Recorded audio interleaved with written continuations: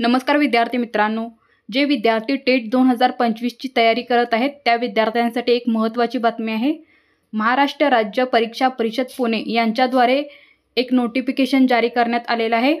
जे कशाबद्दल आहे तर आपले टेट 2025 म्हणजेच शिक्षक अभियोग्यता व बुद्धिमत्ता चाचणी 2025 या परीक्षेसाठी आहे। तर शिक्षक अभियोग्यता व बुद्धिमत्ता चाचणी 2025 या परीक्षेचे ऑनलाईन पद्धतीने आयोजन करण्यात येणार असून त्यासाठी ऑनलाईन पद्धतीने अर्ज मागवण्यात येत आहेत।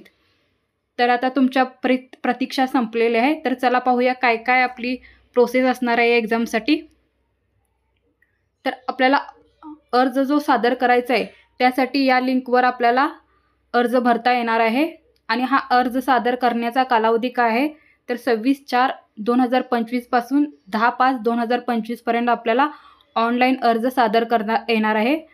तर त्या ऑनलाईन पद्धतीने विहित परीक्षा जर शुल्क भरायचा अंतिम दिनांक आहे 10/5/2025 रोजी 23:59 वाजेपर्यंत, म्हणजे रात्री 12पर्यंत आपल्याला हा फॉर्म 10/5/2025 पर्यंत त्याचे शुल्क भरता येणार आहे।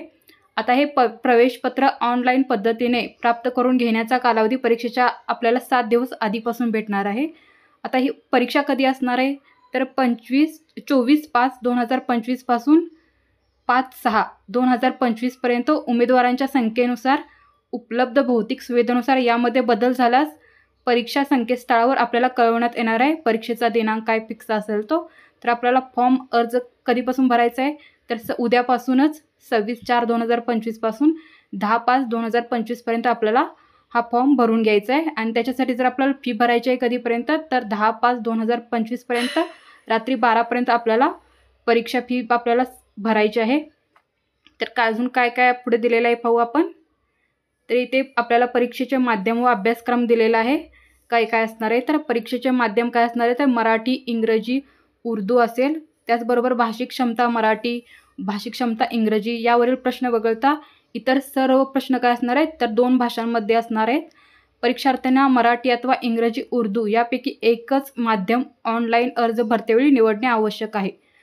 अशा प्रकारे हे काय काय दिलेलं आहे माहिती। पुढे काय आपण पाहूया। तर इथे अभियोग्यतेला 60% गुण आहेत। एकूण गुण 60% प्रमाणात म्हणजे 120 गुण असणार आहेत आणि बुद्धिमत्तेसाठी 40% म्हणजे एकूण 80 गुण असणार आहेत। अशा प्रकारे ही 200 गुणाची परीक्षा असणार आहे।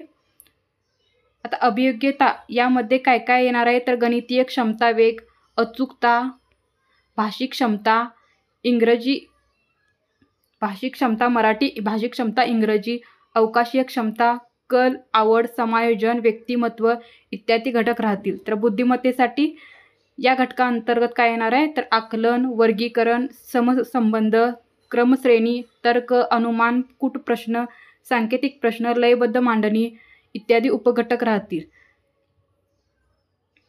आता परीक्षेचा कालावधी किती आहे 2 तासाचा परीक्षेचा कालावधी असणार आहे। पुढे पाहूया अजून काय काय आपल्याला माहिती आहे। तर अशा प्रकारे तुम्हाला आरक्षण कोणाला कशा प्रकारे आहे ते इथे भेटणार आहे।